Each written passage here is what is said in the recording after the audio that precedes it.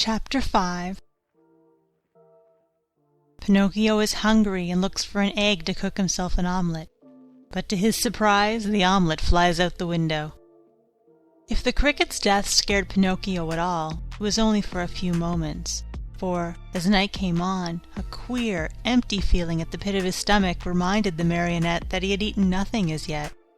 A boy's appetite grows very fast, and in a few moments the queer, empty feeling had become hunger, and the hunger grew bigger and bigger, until soon he was as ravenous as a bear.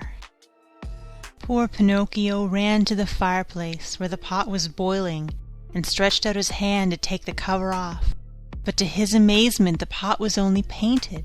Think how he felt! His long nose became at least 2 inches longer. He ran about the room, dug in all the boxes and drawers, and even looked under the bed in search of a piece of bread, hard though it might be, or a cookie, or perhaps a bit of fish. A bone left by a dog would have tasted good to him, but he found nothing. And meanwhile his hunger grew and grew. The only relief poor Pinocchio had was to yawn, and he certainly did yawn, such a big yawn that his mouth stretched out to the tips of his ears. Soon he became dizzy and faint. He wept and wailed to himself. The talking cricket was right. It was wrong of me to disobey father and to run away from home. If he were here now, I wouldn't be so hungry. Oh, how horrible it is to be hungry. Suddenly he saw among the sweepings in the corner something round and white that looked very much like a hen's egg. In a jiffy he pounced upon it. It was an egg. The marionette's joy knew no bounds. It is impossible to describe it. You must picture it to yourself. Certain that he was dreaming, he turned the egg over and over in his hands, fondled it, kissed it, and talked to it. And now, how shall I cook you? Shall I make you an omelette? No, it is better to fry you in a pan. Or shall I drink you? No, the best way is to fry you in the pan. You will taste better. No sooner said than done. He placed a little pan over a foot warmer full of hot coals. In the pan, instead of oil or butter, he poured a little water. As soon as the water started to boil, tack! He broke the eggshell.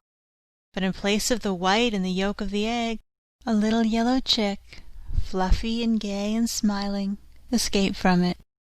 Bowing politely to Pinocchio, he said to him, "Many, many thanks indeed, Mr. Pinocchio, for having saved me the trouble of breaking my shell. Goodbye and good luck to you, and remember me to the family." With these words he spread out his wings, and, darting to the open window, he flew away into space till he was out of sight.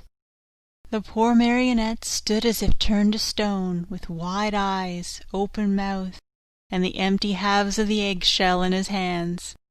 When he came to himself, he began to cry and shriek at the top of his lungs, stamping his feet on the ground and wailing all the while. The talking cricket was right. If I had not run away from home and father was here now, I should not be dying of hunger. Oh, how horrible it is to be hungry.